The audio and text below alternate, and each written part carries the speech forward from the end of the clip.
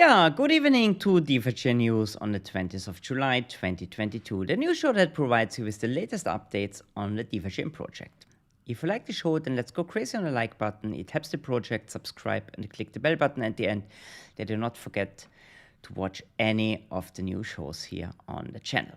And stay until the very end, because then, like always, we're gonna talk about the next show dates and we're gonna do a question and answer session.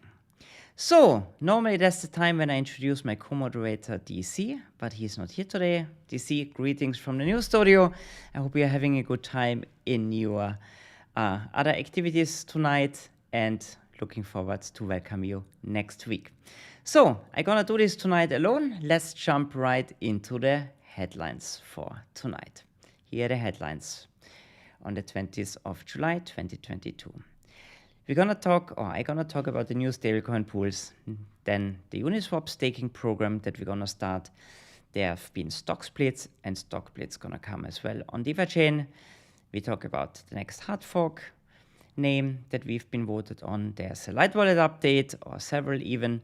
Next D-token voting, the next hard fork name, again, okay, that's twice, and then community project updates and the future dates. So it seems that the hard fork name was really an important topic that I even put it here twice in the show notes.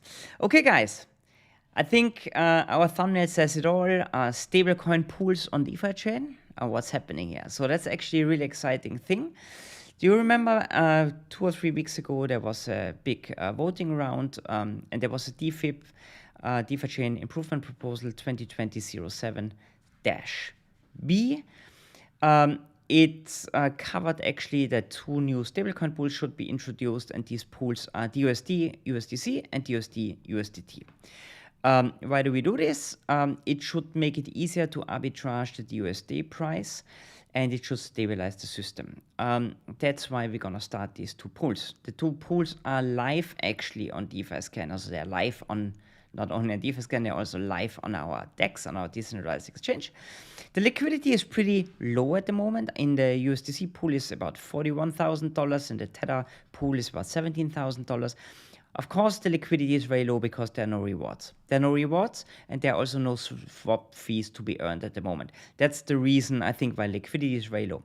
On Friday, there's a block set. So the block is 2,079,300 when the rewards go live.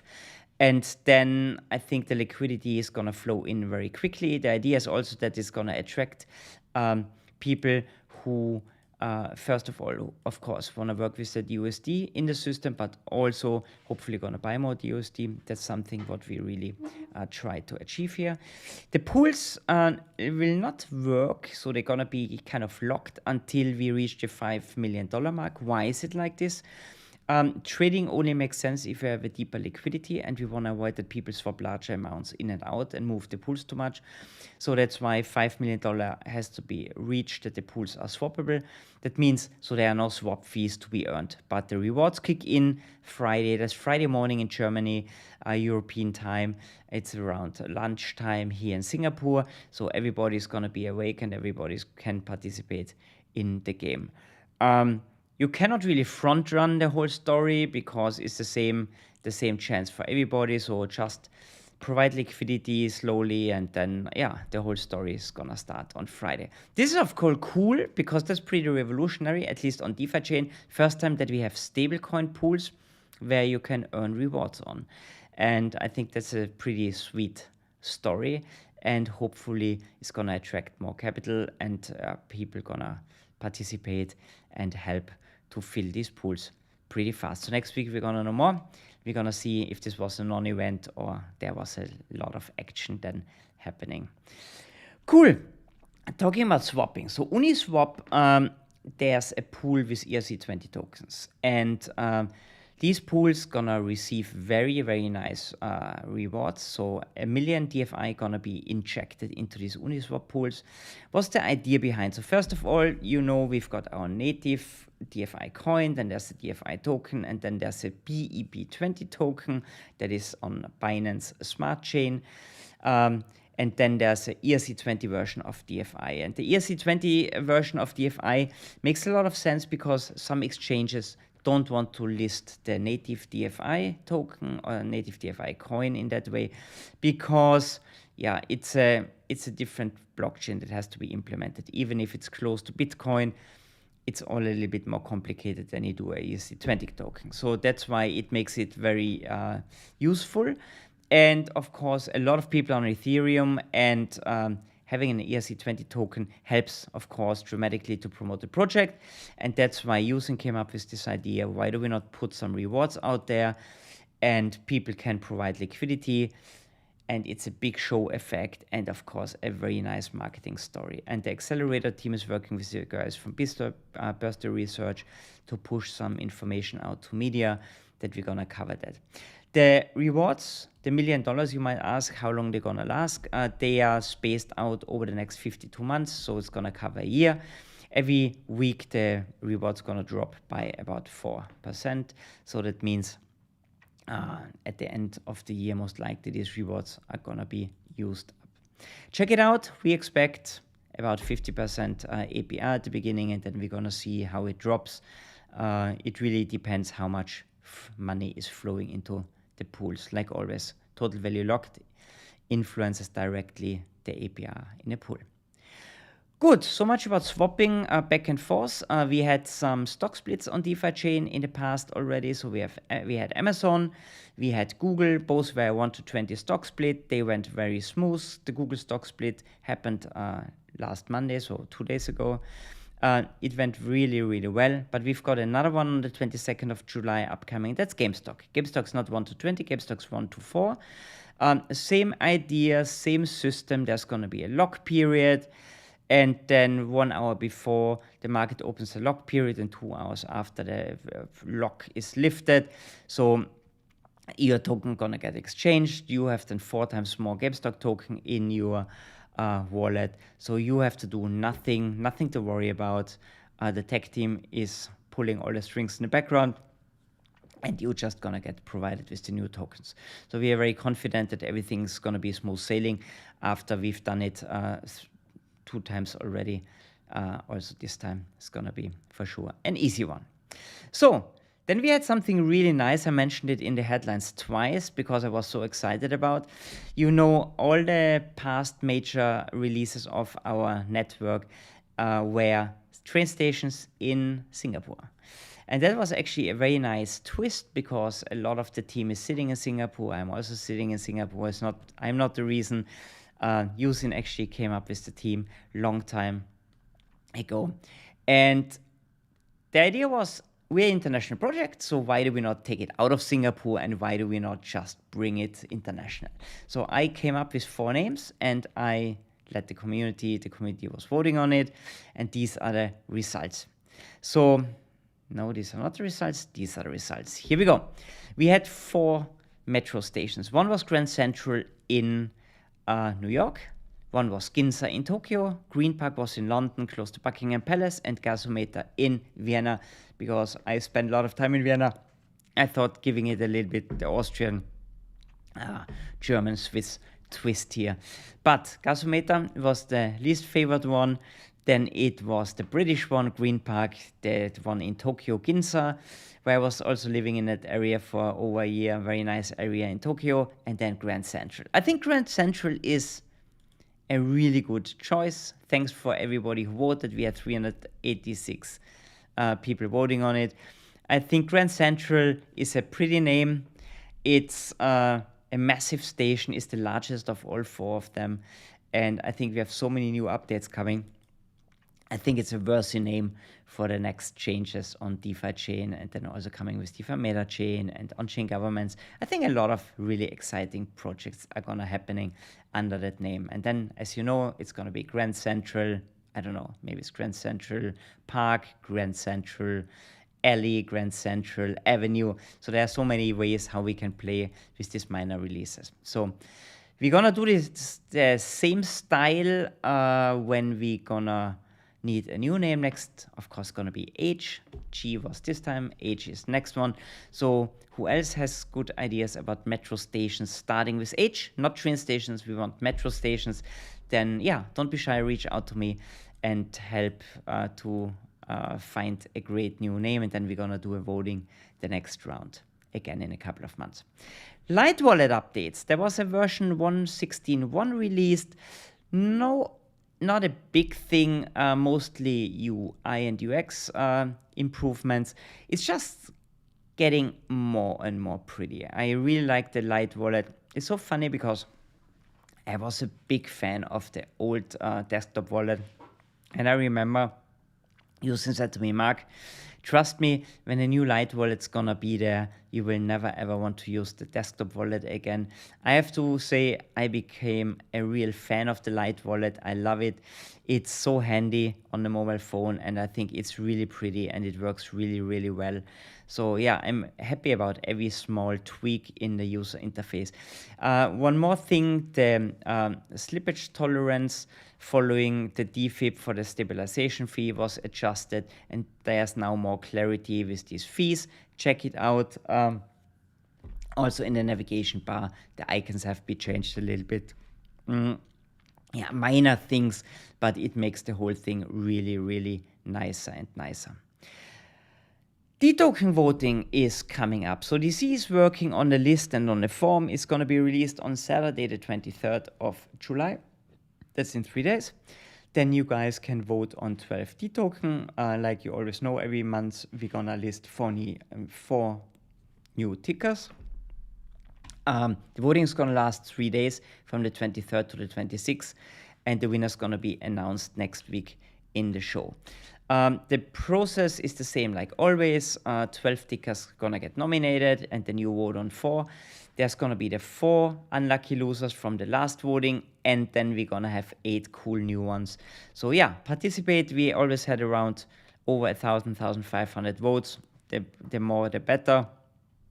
And then we can really see where the community wants to drive the project to. At the beginning, we had a lot of tech stocks. Of course, we had also ETFs, but these exchange-traded funds were also very tech-heavy. So I think the direction is now going more a little bit into value stocks, commodities. So yeah, I think the next selection is going to be really, really interesting. And if you have great ideas and you want to see something that you cannot trade somewhere else or what you haven't seen yet, then reach out to DC.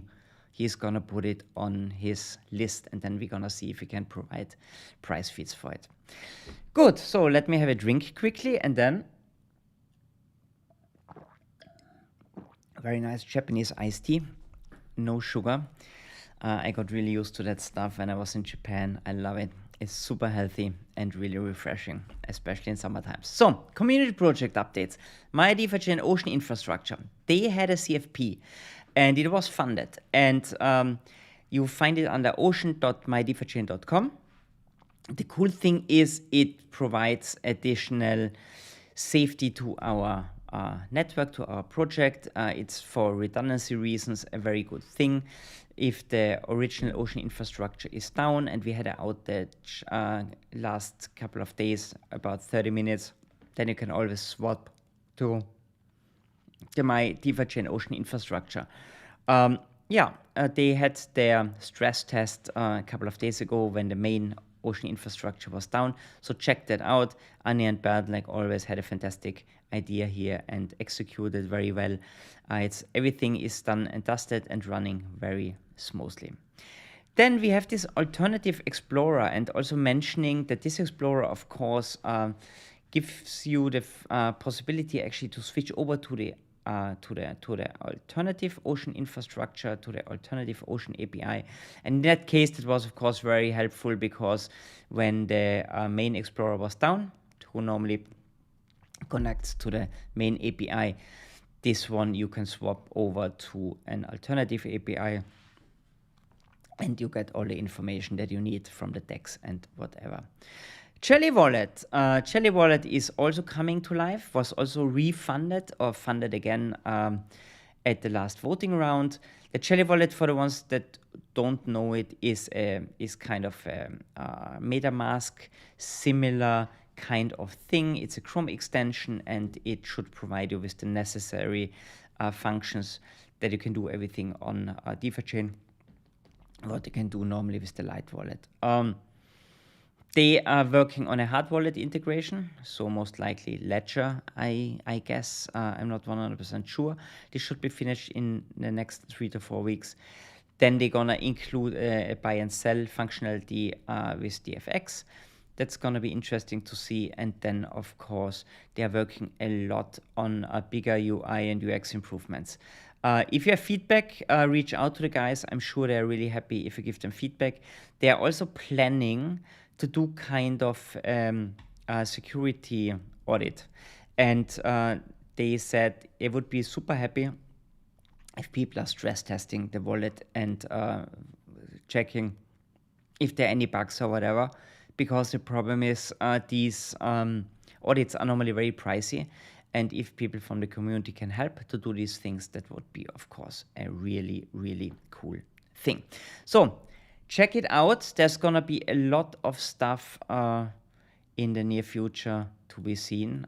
It takes them quite a while, so we are really looking forward to see the product, then not in an alpha or beta version, but in the full working version on our Chrome browser.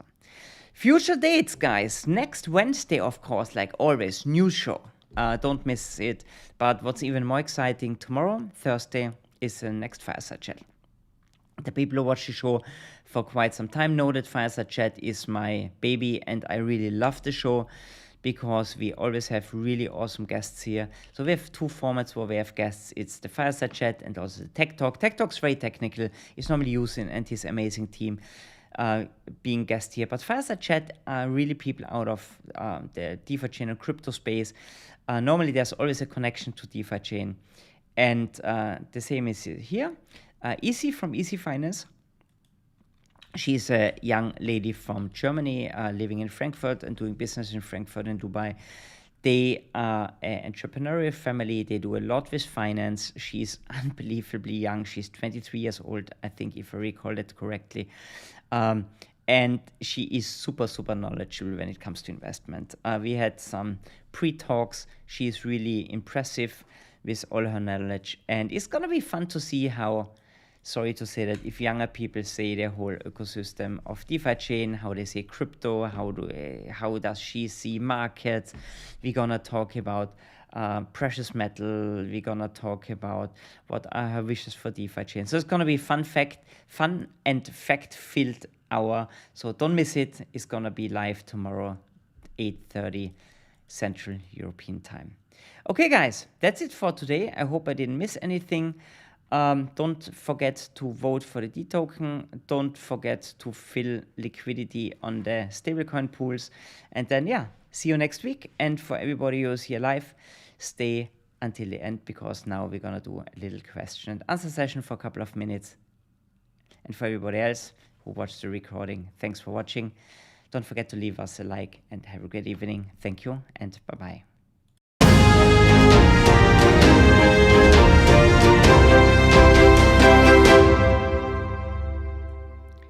So, question and answers, the neon question marks, I really like them, are flashing like crazy here. Let's see what we've got. Lucas is here. Hi, everyone. Hey, nice that you are here. Really appreciate it. Hey, go, Lord Mark. Yusin is here. What's happening in the middle of the night? Here it's 1 o'clock in the morning that Yusin is here. That's unbelievable. Hey, thanks, buddy, for watching. Good that I didn't see that. Otherwise, I would have been far more nervous. Yeah, we're having a good time here today. I just miss DC when I do this alone. Then I really, really see how much to talk. I need more drinks then. Some more iced tea. Hey, Matthew, great to be here as always. Hey, thank you, Matthew, for being here. We couldn't do it without you guys. It's really, really, really important to have you on the other side. Otherwise, talking to the camera is fun, but having people here live is even so much more fun. On Pyro,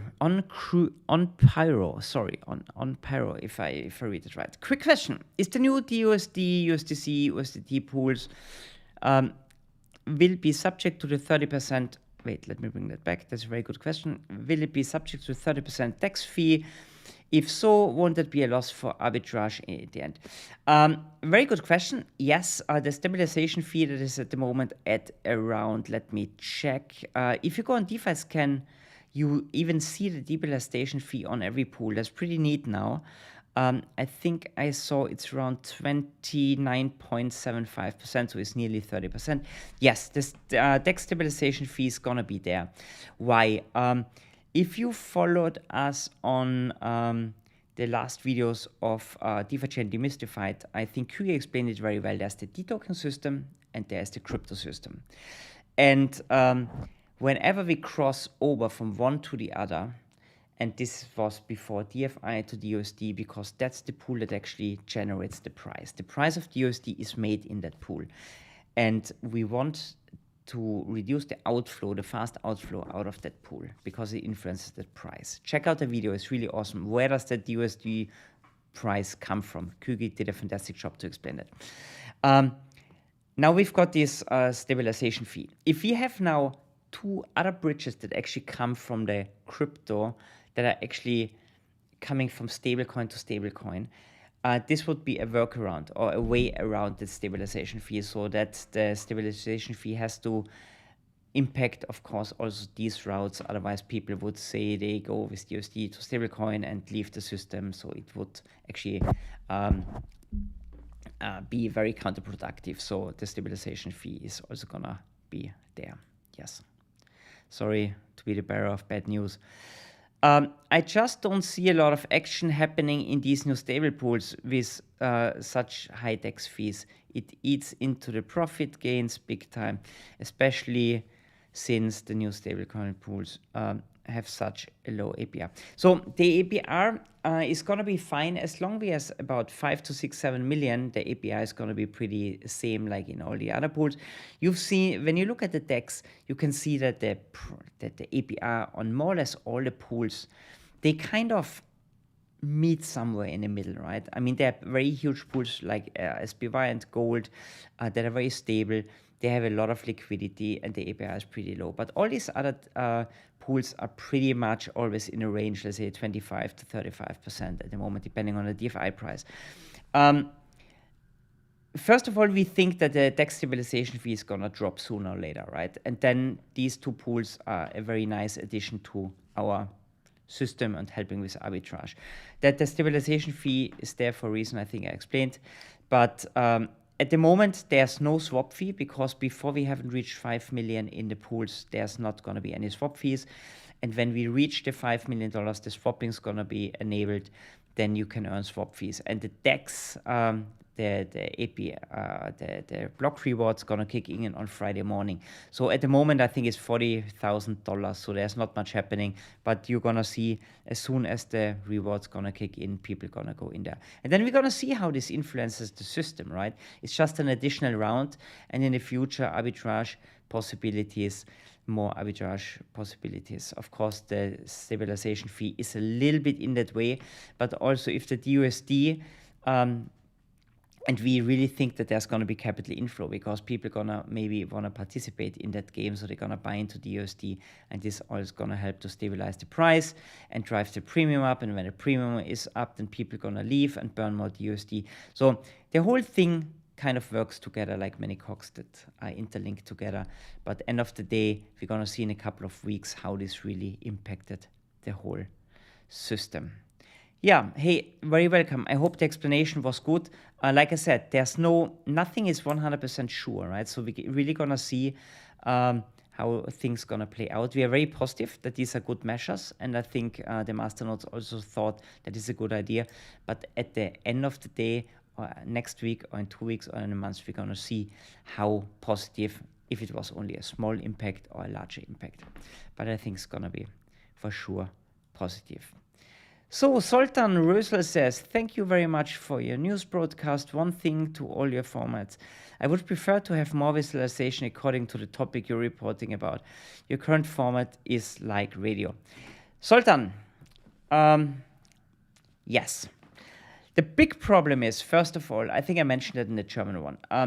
visualizations are time consuming, right? So DC and me, we are doing this like, that's not our full-time job. We're doing this like next to a lot of other things that we do for DeFiChain or for other projects. And visualizations are time consuming. So if somebody wants to help and do visualization for us, I'm super happy to put them on the screen, right?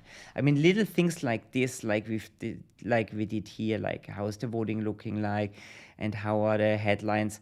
That doesn't look like much, but end of the day, this always takes a couple of minutes, and then there's a spelling mistake, and you have to take a screenshot, and you have to copy it in the system, and you have to update the streaming software, and the streaming software setup has several scenes, and you have to change everything. And if you believe it or not, a news show, including with briefings, there are normally briefings with the core development team. Using even invests sometimes an hour to coach us and to brief us on the latest and greatest updates. There's planning, what's the title, then there's a team, especially Ewald is doing these amazing thumbnails. Then we have to write the show notes, then we have to prepare the script, then we have to post everything to the announcement channels. So a news show takes about a day. It's crazy how much time is going into this format that is only 2 times 30 minutes. If we now would even add visualizations and stuff, that would be awesome. Absolutely, I would love to do that, but we just don't have the time. And that nobody's helping with these things, I think we really have to avoid this. Check out the demystified videos with Kügi. Kügi found a really nice way to explain stuff with kind of interactive, very simple but very easily to understand graphics. It's just really a matter of time. It's not a professional format. We are a small channel still with 10,000 followers, or 11,000 soon, let me see. And we really try to grow. If we have 100,000 or more, then we maybe can really do more. We try to do as much as possible. But I like your idea. I completely agree. It would be awesome to have it. It's just a matter of time and resources that we can't do it. Cool, guys. 1 o'clock in Singapore. I think 7 o'clock in Germany, Austria, Switzerland, or wherever you are. Guys, thank you so much for your likes. Thank you so much for the feedback and for the comments. It's highly appreciated. It's super, super helpful to hear your comments. Leave us a like. Also, send us feedback. What do you like? What you don't like? We try to improve. We do it for you guys. It's not that we just bored and we want to do a news show. It's fun. We love to do it. Honestly, it's always good to be here, but it's also a lot of work. So we are always very happy if we kind of do something what you want out there, because you're the audience. We are just the two clowns sitting there and entertaining. Guys, today it was only me entertaining. DC is gonna back next week. And I hope you had a good time. And I say goodbye from Singapore, signing off here.